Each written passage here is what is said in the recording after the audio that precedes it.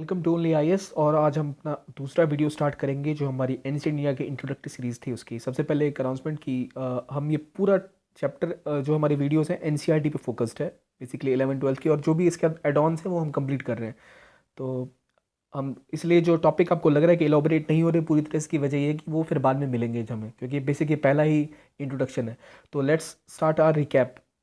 पिछले वीडियो का था तो हमने कल पढ़ा था एंशिएंट हिस्ट्री के बारे में, उसकी इंपॉर्टेंस, सोर्सेस, क्यों, कहाँ और कैसे मिलते हैं, क्यों इंपॉर्टेंट है वो, ये आपको पता होना चाहिए। अगली बात है कि कंस्ट्रक्शन एंशिएंट इंडिया का जो हमने पता किया था कि कैसे होता है, हमें पता कैसे चलता है कि हमारी इंडिया जो हमारा पुराना इतिहास था वो उसी कंस्ट्रक्शन में क्यों है।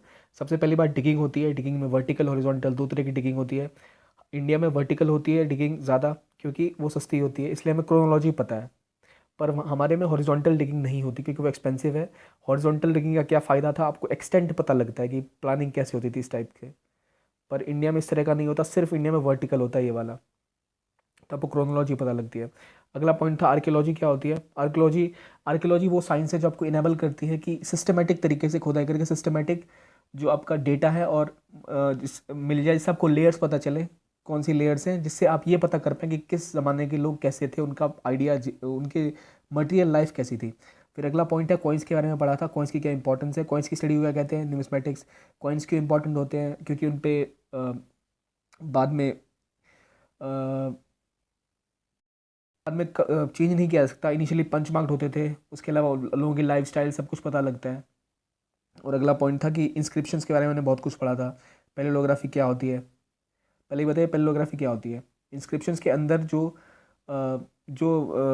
डेटा होता है उसको बेसिकली हम पढ़ने को, उस स्टडी को हम पैलेलोग्राफी कहते हैं, ताकि हम ओल्ड रिकॉर्ड पढ़ पाए पुरानी चीज़ों का। और एपिग्राफी होती है स्टडी ऑफ इंस्क्रिप्शंस। इंस्क्रिप्शंस क्या होते हैं, जो भी इंग्रेविंग्स होती है आपके अंदर सारे इंस्क्रिप्शंस होते हैं। कॉइन भी इंस्क्रिप्शंस के पार्ट है, ये सारा हमने कल कवर किया था। उसके बाद जूनागढ़ इंस्क्रिप्शन की क्या इंपॉर्टेंस है, आपको पता होना चाहिए कि जूनागढ़ इंस्क्रिप्शन क्यों इंपॉर्टेंट है।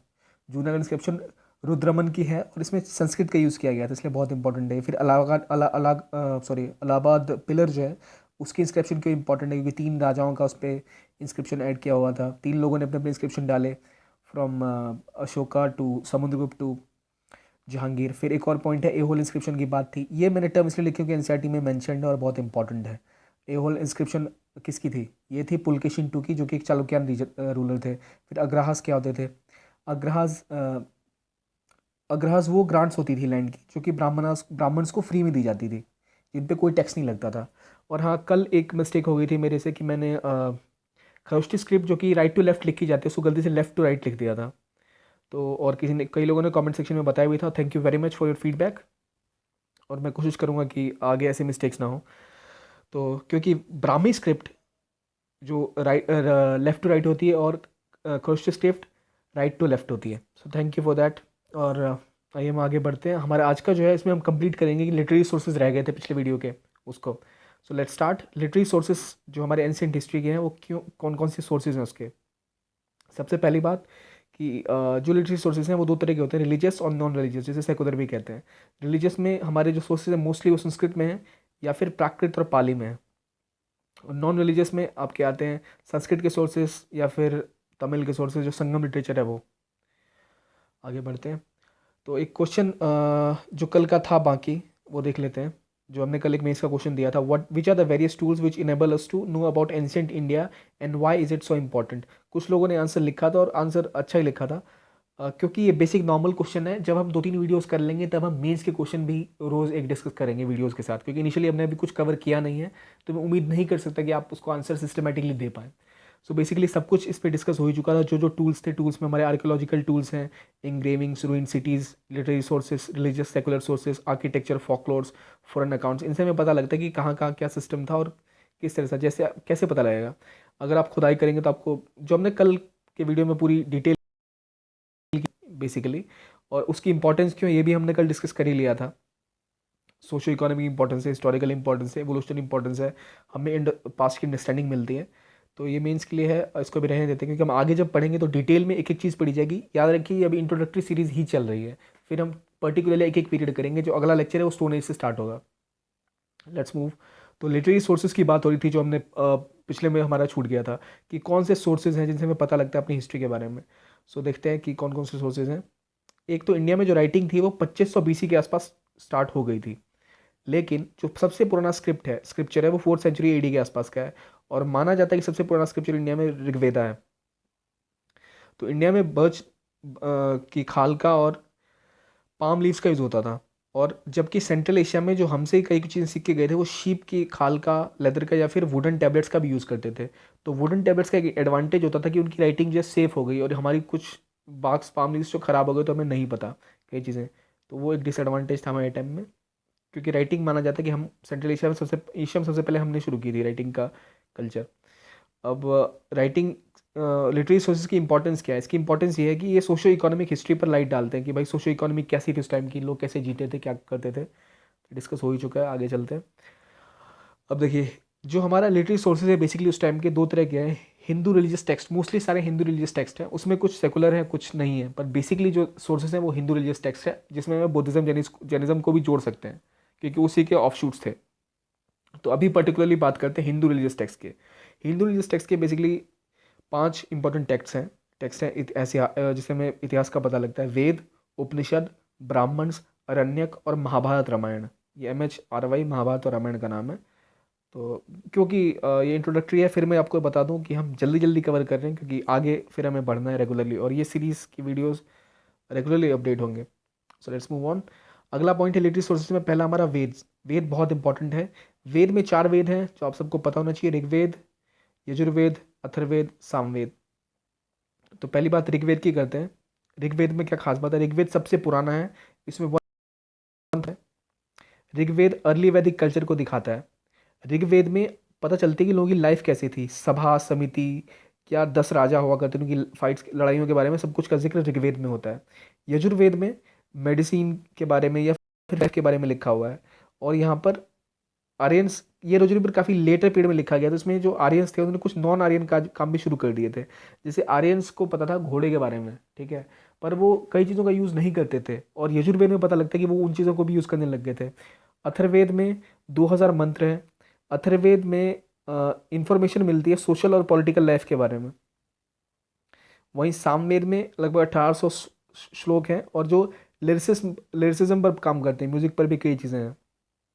तो ये बेसिक है हमारे वेदास की। और बाकी जो हमारा जो डिटेल में है कि हर एक वेद के बारे में डिटेल में पढ़ेंगे जब हम रिलीजन का कवर करेंगे पार्ट, तब आगे चलते हैं। अब ब्राह्मणास भी हमने पढ़ा था। ब्राह्मणास क्या होते हैं? वो टेक्स्ट जो कि प्रोज में लिखे हुए हैं, और हर वेद की अपनी खुद एक ब्राह्मण है। ये ब्राह्मण मतलब वो ब्राह्मण नहीं है, आप समझ सकते हैं इस बात को, कि जो कास्ट वाला ब्राह्मण कल्चर होता है, ये एक हर वेद को समझाने के, हर वेद या हर एक टेक्स्ट का अपना अलग ब्राह्मण होता था जो कि उसको एक्सप्लेन करता था, इसलिए बहुत इंपॉर्टेंट है। और अगला पॉइंट है अरण्यक। अरण्यक का नाम ही होता है, अरण्यक का मतलब होता है जंगल। तो अरण्यक मतलब होता है जब लोग जंगल में जाते थे ज्ञान प्राप्त करने के लिए, जंगल में चले गए तो वहाँ वो उसके बारे में सोचते विचारते थे। तो 5 थे इंपॉर्टेंट 6 सॉरी: ऐत्रीय, शकाल्य तैत्रीय, मैत्रेयी, मध्याह्नि और तत्वकर। तो अभी आप बेसिकली इंट्रोडक्शन ही देख लें, क्योंकि इन सबको हम बाद में कवर करेंगे ठीक से, और ये आपको याद करना पड़ेगा, और कोई ऑप्शन नहीं है। हालांकि इनसे क्वेश्चंस नहीं आ रहे हैं, फिर भी आपको पता होना चाहिए इस तरह से कि अगर ऑप्शंस में आ जाए कि ऐत्रीय का अगर इंपॉर्टेंट है तो क्यों इंपॉर्टेंट से आपको पता होनी चाहिए, तो हम आगे कवर करेंगे। बेसिकली आपको ये बताना है कि कौन कौन से सोर्सेज थे। आगे उपनिषद्स, जो कि फिलोसफिकल आइडियाज़ के बारे में उपनिषद्स। बस इतना ही, आगे चलते हैं। अब बाकी लिटरेरी सोर्सेज में एक पुराण आते हैं। पुराण 18 हैं टोटल, और जिनके 5 ब्रांच: सर्ग, प्रतिसर्ग, उसके बाद मानव तंत्र, वंश और वंशन चरित। तो पुराण के 5 ब्रांच क्यों? एक तो आपको बताता है सर्ग, यूनिवर्स के बारे में। दूसरा प्रतिसर्ग, यूनिवर्स का इनोवोल्यूशन के बारे में। तीसरा मानव तंत्र, समय के बारे में, जो रिकरिंग थीम है उसके बारे में। वंश मतलब जो वंश नाम से ही क्लियर है, geological list of Kings and sages, राजाओं और उनके जो ऋषि वगैरह थे उनकी वंश, उसके बारे में, उनके वंश की पूरी व्याख्या है। और लास्ट में है वंशन चरित्र, जिसमें यहाँ पे कैरेक्टर्स की लाइफ के बारे में बताया गया है। तो ये आपके सोर्सेज हो गए, आगे चलते हैं।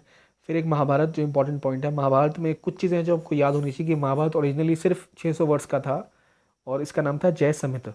जय संहिता। बाद में इसमें कई वर्सेस ऐड होने लग गए। जब ये 24,000 वर्सेस का हो गया तो इसका नाम भारत हो गया। जब 100,000 वर्सेस जब बन गया ये, तो ये महाभारत बन गया। अब महाभारत में 100,000 वर्सेस हैं। इससे पहले तो ये पॉइंट ये है कि आखिर हमने ये पढ़ा क्यों? पहले जय संहिता नाम था, फिर भारत इसका नाम पड़ा, फिर महाभारत इसका नाम पड़ गया। ऐसा क्यों हुआ? इससे हमें पता लगता है कि हिस्टोरिकली जो आपका टेक्स्ट है, कोई भी अगर रिलीजियस या नॉन रिलीजियस टेक्स्ट है, उसमें टाइम के साथ सोसाइटी या जो लोग होते हैं वो अपने आप कुछ कुछ ऐड करते जाते हैं। तो इसे इंटरपोलेशन कहते हैं, जो हमने उस दिन कवर किया था। कोई भी टेक्स्ट है, अगर आप बेसिक टेक्स्ट है वो 600 वर्ष का था और फिर इसमें गीता ऐड हुई, या फिर इसमें कोई भी पार्ट अगर ऐड हुए होंगे, तो ये दिखाता है कि टाइम टाइम पे लोगों ने इसमें अपनी चीज़ें ऐड की, और जो लिटरेचर होता है वो भी आपका रिलीजियस कलर ले लेता है।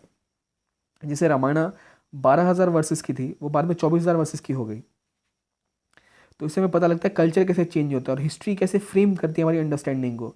महाभारत या रामायण में पूरी तरह से आपको पता चलता है कि कल्चर, लोगों के लाइफस्टाइल, सब कुछ पता लगता है। पर कहा जाता है बहुत सी चीज़ें एग्जेजरेटेड है इसमें, क्योंकि अगर ये वेद से भी पुराना, वेद सबसे पुराना टेक्स्ट है, और तो इसकी टाइमिंग जो इसमें डेट मैंशनड है, उसका कोई हिस्टोरिकली प्रूवन रिकॉर्ड नहीं कि उस टाइम में ऐसा हुआ होगा या ये सही में था। पर क्योंकि रिलीजियस चीज़ें हैं, तो यहाँ आप लॉजिक अप्लाई कर नहीं सकते। आगे चलते हैं। फिर दो इंपॉर्टेंट, एक और लिटरेरी सोर्स जो इंपॉर्टेंट है वो है गृह सूत्र। तो एक खास बात इसके नाम से क्लियर है, गृह मतलब होता है संस्कृत में घर।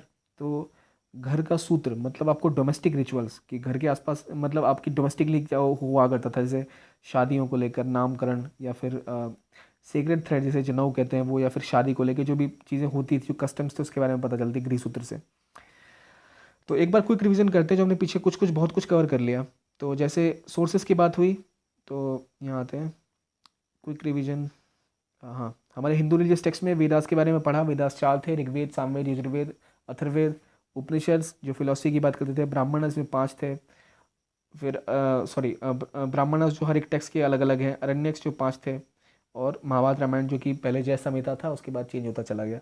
तो ये बेसिकली आपको पता होना चाहिए, जब आपको कहीं लिखना पड़ेगी कौन कौन से सोर्सेज हैं, तो ये से होंगे। इनकी डिटेल्स हम बाद में रिलीजन जब कवर करेंगे तब करेंगे, क्योंकि बहुत सारे अरण्यक्स हैं और बहुत सारे ब्राह्मण्स हैं, तो सारे याद करने ज़रूरी नहीं है। तो मैं आपको एक लिस्ट दूंगा बाद में, जो इंपॉर्टेंट है, जो पहले कुछ माने जाते हैं, जो जैसे ऋग्वेद के जो ब्राह्मण्स हैं वो आपको याद करनी चाहिए, या अरण्यक्स हैं कुछ जो बहुत इंपॉर्टेंट, जो 5 हैं वो तो हो जाएंगे, मगर इसमें आपको कुछ छांटे करने पड़ेंगे। कुछ उपनिषद के भी इंपॉर्टेंट जो है वो लिस्ट मिली जाएगी बाद में। तो हम थे कहाँ, पुराना 18 होते हैं, जिसमें आपके वही थे, सर्ग, प्रतिसर्ग, मानवतंत्र, वंश, और लास्ट वाला था वंशानुचरित। तो ये भी हो गया, गृह सूत्र भी हमने कर लिया। अब बुद्धिस्ट सोर्सेज की बात करते हैं। बुद्धिस्ट सोर्सेज हमेशा पाली में लिखे जाते थे। खास बात ये कि पाली में ही क्यों होते थे वो, why in Pali? Because Sanskrit जो थी वो एलीट की भाषा हुई, कही जाती थी। और आप याद करेंगे तो पहले शूद्र लोगों को और कई उनको संस्कृत पढ़ना अलाउड नहीं था। तो एलीट की भाषा होती थी, तो जो मासेस, जो आम जनता थी, वो अक्सर संस्कृत का कोई ना कोई, जिसे कहते हैं, खराब फॉर्म यूज़ करती थी, कोई विकृत उसका वो। जैसे संस्कृत का जो पॉश इंग्लिश होती है, जिसे कहते हैं विक्टोरियन इंग्लिश, हम वो इंग्लिश नहीं बोलते आज के दौर में। उसी टाइम में जो शुद्ध संस्कृत थी वो नहीं बोली जाती थी, उसका कुछ संस्कृत जो उससे थोड़ा कमज़ोर सा होता था वो यूज़ होता था। तो पहले पाली यूज़ होती थी बुद्धिज़्म के टाइम में, तो उनके टेक्स्ट बुद्धिस्ट में मिलते हैं, और जैनिज्म के टाइम में हमें सब कुछ प्राकृत का मिलता है। और पाली तो फिर भी कुछ, पाली तो कहीं ज़्यादा फेमस थी उस रीजन में, मगध के रीजन में, इसलिए पाली का भी यूज़ होता था। आगे चलते हैं। बुद्धिस्ट सोर्सेज में मेनली 3 सोर्सेज हैं। एक तो जाटकास। जाटकास गौतम बुद्ध के पिछले जन्मों की कहानी है। 550 उनके बर्थ माने जाते थे, उन्होंने पहले लिए थे जाटकास में। तो जाटकास में प्रीवियस बर्थ की कहानी है। एक इंपॉर्टेंट टर्म है बोधिसत्व क्या होता है, ये आपको सर्च करना और बताना है मुझे कि बोधिसत्व क्या होता है। और ये आपके लिए होमवर्क हो गया, बोधिसत्व किसे कहते हैं और कौन बोधिसत्व बन जाता है, क्या आप बन सकते हैं, सवाल ये है। आगे देखते हैं त्रिपिटिका, जो इसके 3 इंपॉर्टेंट टेक्स्ट हैं। इसमें जो बुद्धिज्म के 3 इंपॉर्टेंट टेक्स्ट माने जाते हैं त्रिपिटिका। पिटिका मतलब होता है बास्केट, त्रि मतलब 3 बास्केट। पहले विनय पिटिका, सुत्त पिटिका और अभिधम पिटिका। तो जो विनय पिटिका होता है, विनय मतलब होता है, विनय पिटिका में आपको कोड ऑफ कंडक्ट होता है, डिसिप्लिन को लेके, कि क्या डिसिप्लिन फॉलो करना है किसी को। मॉन्क जो उनके जो भिक्षु हैं, या फिर जो भिक्षुणीज हैं, उन्हें किस तरह से अपना जीवन व्यतीत करना, और कब कब वो रूल के अलावा कुछ और कह सकते हैं, एक्सेप्शन जिसे कहते हैं, वो भी मेंशन है विनय पिटिका में। और सुत्त पिटिका में धम्म की जो मेन टीचिंग है, तो ये बहुत इंपॉर्टेंट है सुत्त पिटिका। इसमें जो धर्म का ओरिजिनल जो धम्म है वो कैसा होता है, और क्या क्या क्या उसमें करना है, वो मैंशनड है।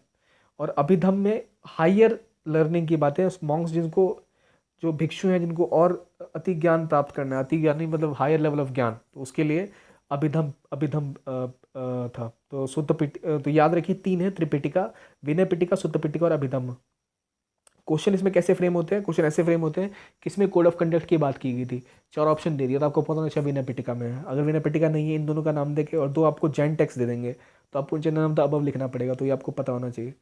सो बेसिकली नॉर्मल अंडरस्टैंडिंग के लिए आगे इसके बाद आगे जैन टेक्स्ट। जैन टेक्स्ट हमेशा प्राकृत में होते थे। जैन टेक्स्ट में ज़्यादा नहीं है, 2 इंपॉर्टेंट टेक्स्ट हैं हिस्टोरिकली जो एविडेंस देते हैं। एक अग्म जो कि महावीर की टीचिंग्स हैं, और एक कल्पसूत्र। कल्पसूत्र में जो जितने भी जैन तीर्थंकर हैं उनकी बायोग्राफीज हैं रिकॉर्डेड, तो उस टाइम का कल्चर वगैरह हमें इससे पता चल जाता है। फिर मैं आपको याद दिलाऊंगा कि मैं जल्दी कवर कर रहा हूँ क्योंकि रिलीजन में सब कुछ दोबारा आएगा, तो इसलिए बेसिक इंट्रो है और आगे बढ़ते हैं इसके बाद। तो और हाँ, सेकुलर लिटरेचर की जब बात करते हैं तो पीछे हमने रिलीजियस कर लिया। सेकुलर लिटरेचर में क्या क्या आता है? धर्मसूत्र, मनी जिसमें मनुस्मृति वगैरह आता है, धर्मसूत्र जिसमें आपको लॉ बुक्स जिसे कहते हैं, लॉ बुक्स थी उस टाइम की, लॉ को लेके जो थी, ये उस टाइम की चीज़ें थी। फिर अर्थशास्त्र बहुत फेमस है, चाणक्य या फिर विष्णुगुप्त का अर्थशास्त्र जो कि पॉलिटिकल साइंस की ट्रीटिस थी। लोग समझते हैं कि अर्थशास्त्र की प्रॉपर ट्रांसलेशन इकोनॉमिक्स का होता है, पर ये इकोनॉमिक्स को लेके नहीं थी, ये थी पॉलिटिकल साइंस को लेके, मतलब तो आगे बढ़ते हैं अब। फिर लिटरेचर का काम था जो कालिदास का था, जैसे अभिज्ञान शाकुंतलम या फिर भाष का वो फेमस एक जो है सप्तसवदिता, तो वो 2 चीज़ें इंपॉर्टेंट हैं। इसके अलावा कई सारी बायोग्राफिकल किताबें भी लिखी गई थी, जैसे कुमारपाल चरिता चित्र जो जैसिन ने लिखा था। फिर राजतरंगिनी जो कल्हाना की थी। राजतरंगिनी बहुत इंपॉर्टेंट है क्योंकि पहली ऐसी बुक है राजतरंगिनी जिसमें कश्मीर की पूरा हिस्ट्री को क्रोनोलॉजिकली और बढ़िया तरीके से एक्सप्लेन किया गया है। माना जाता है कि इंडिया में, जो हमने कल भी डिस्कस किया था, कि हिस्ट्री के जो रिकॉर्डेड हिस्ट्री है वो क्रोनोलॉजिकली ठीक से मेंशन नहीं है। तो ये कल्हाना का राज तरंगिनी बहुत अच्छा कश्मीर की हिस्ट्री को बताता है, तो ये बहुत इंपॉर्टेंट हो जाता है, इसको ध्यान में रखिए। कल्हाना, राज तरंगिनी और कुमार पाल चिरतबाय। और भी बहुत सारे बायोग्राफिकल और नॉन बायोग्राफिकल वो थे, जैसे पृथ्वीराज चौहान का है, चंद्र बरदाई ने लिखा था, पृथ्वीराज रासो और हर्षचरित, या फिर कई ऐसी बुक्स हैं जो बाद में हम लिटरेचर सेक्शन में करेंगे। और हाँ, एक और पॉइंट बचता है, फॉरेन सोर्सेज से भी मैं बता सकता हूँ अपनी हिस्ट्री के बारे में। Greek pension of study quotas, या फिर इंडिका जो मैगस्थनीज ने लिखी थी, पर प्लेस ऑफ इरेथन, या फिर टॉलमी की जोग्राफी की बुक में भी मेंशन है इंडिया, या फिर प्लिनी की नेशनलिस्ट हिस्टोरिया, वो इंडिया और इटली के ट्रेड के बारे में बताता है यहाँ पर। और फाहिन जो कि गुप्ता पीरियड में इंडिया आया था, या ह्वेनसांग जो हर्षा के पीरियड में आए थे। ये पेज आपके लिए इंपॉर्टेंट है कि आपको रटना पड़ेगा कि इंडिका किसके टाइम में था, सेल्यूकस कब आया था। तो जब हम हिस्ट्री करेंगे, जब हम मौर्य टाइम में पहुंचेंगे, तो खैर ये सारे मेंशन आएंगे कौन कौन आ रहा है। तो अभी इसको मैं आपको इसलिए बता रहा हूँ कि आपको याद होना चाहिए। ह्वेनसांग, फाहिन और मेगस्थनीज, ये तो बहुत इंपॉर्टेंट है। सेडिकोटा, परप्लेक्स ऑफ एरेथन, ये भी आपको पता होना चाहिए, पर आगे आएगा, जस्ट कीप इन माइंड कि ये भी सारे कवर करने हैं। आगे चलते हैं, लिटरेरी सोर्सेज जो और भी बचते हैं, इसमें प्रॉब्लम्स क्या क्या थी कि हमारे हिस्टोरिकल सोर्सेज इनएक्यूरेट होते थे। अगर बायोग्राफी होगी किसी की तो उसमें कुछ ज़्यादा बखान किया जाएगा, भाई राजा ने ये कर दिया, वो कर दिया। अगर राजा खुद से भी कुछ इंस्क्राइब कराते थे किसी पिलर में, तो वही दिक्कत आती थी कि वो पिलर के इंस्क्रिप्शन में काफ़ी ज़्यादा अपने आपको बढ़ा चढ़ा के पेश करते थे, तो वो इनएक्यूरेट होता था। तो इसलिए उसको कंप्लीट करना पड़ता था। भाई इंडिया में किसी ने बायोग्राफी लिखी इस राजा की, अच्छा फिर कोई जब ट्रैवलर आया, चाइना गया कहीं का, उसने क्या लिखा, तो फिर हिस्टोरियन उसको इस तरह से करते हैं कि अच्छा ये है और यहाँ ये लिखा हुआ है, मान लो कि ये होगा। वो 10 चीज़ें लिखी हुई हैं, 2 चीज़ें लिखी हैं, तो मान लेते हैं इसमें थोड़ा, इसकी थोड़ी दुश्मनी है, तो 3 चीज़ें हुई होंगी, तो इस तरह से करते हैं। अब हिस्ट्री जो पुराण में है, पुराण में जो हिस्ट्री है उनको 4 हिस्से में बांटा गया है, 4 युग। हम नॉर्मली हम कहते हैं यार कल युग चल रहा है इस तरह से, पर अक्सर क्वेश्चंस में, ये शायद एग्जाम में आया भी था एक बार, लोग गलत करके आ जाते हैं क्योंकि हमें आदत है कि जो बेसिकली बोलचाल की भाषा का युग है वो टिक मार देते हैं, पर असली है कृति युग, त्रेता युग, द्वापर युग और कलयुग। 4 युग हैं, यहाँ ध्यान रखिएगा क्योंकि सिंपल है, पर आपको पता होना चाहिए। कृति काली कलयुग सबको याद ही रहता है, उससे जस्ट पहले द्वापर, उससे पहले त्रेता और फिर कृति युग। 4 युग है। विक्रम संवत 58 BC से नंबर 78 AD से स्टार्ट होता है, ये भी इंपॉर्टेंट है, पता होना चाहिए, मल्टीपल चॉइस क्वेश्चन में कभी कभी आ जाता है। फिर एक संधिकरण नंदी ने रामचरिता लिखी थी, रामचरिता बाय संधिकरण नंदी, जो बताता है कन्फ्लिक्ट किसके किसके बीच में, एक पीसेंट्स का ग्रुप था कयवाता में और प्रिंस रामपाल के बीच में। तो खास बात यह कि आपको पता चलता है किसान भी इतने वो थे, इतनी पावर रखते थे कि कभी कभी वो प्रिंस के राजा के खिलाफ विद्रोह कर देते थे। तो इससे पता चलता है कि ऑर्गेनाइजिंग स्ट्रक्चर इंडियन हिस्ट्री में था। तो ये मेंस के लिए इंपॉर्टेंट हो जाता है कि जैसे आपको याद रह गया अगर ये कि संधिकड़ी नंदी ने एक बुक लिखी थी रामचरित, जिसमें पीसेंट और रामपाला के बीच के कन्फ्लिक्ट की कहानी बताती है, तो आप लिख सकते हैं उसमें कि अच्छा कि लिटरेचर का क्या इंपॉर्टेंस है, या फिर जैसे एस्से में आ गया तो हम लिख सकते हैं कि भैया इस राइटर ने लिखा था, जो दिखाता है हमारे हिस्टोरिकली कितना ज़्यादा एडवांस है लिटरेचर, जो लोगों की बातों को भी आगे रखता है। और बिल्हाना, इन्होंने विक्रम देवचरित लिखी थी, विक्रम देव की बायोग्राफी। फिर आगे आती है मर्चेंट्स की भी बायोग्राफी लिखी जाती थी पहले के टाइम में, ये बहुत इंपॉर्टेंट है, क्योंकि कई जगहों पे कई लोग खुद से उन्हें बायोग्राफी लिखवाते थे। अब इसकी इंपॉर्टेंस क्या है? इसकी इंपॉर्टेंस ये है कि आपको पता है अच्छा भाई इन्होंने लिखवाई, मतलब इसका एक सोशल स्टैंडिंग होती है, इसका मतलब ट्रेड काफ़ी ज़्यादा इंपॉर्टेंट था। तो जो हम हिस्टोरिकली, जो अंग्रेज़ों ने शुरू में इंडिया की हिस्ट्री बताई थी कि भाई आप में तो सब बर्बाद था, सब कुछ तबाह था, कुछ नहीं था, तो वो दिखाते हैं कि कास्ट सिस्टम होते हुए भी काफ़ी ज़्यादा डिफरेंस था सोशल सेटिंग में। जो हम आज देख रहे हैं दुनिया वैसी नहीं थी बिल्कुल, काफ़ी कुछ डिफरेंट था। फिर हम आगे बढ़ते हैं। देखिए आज हम बेसिकली इतने पर ही रुकेंगे, अब रिवीजन करते हैं कि आपको कितना याद है पिछले में। तो विच वेदा इज लिरिकल इन कंपोजिशन, बताइए। लिरिकल हमारा कौन सा था?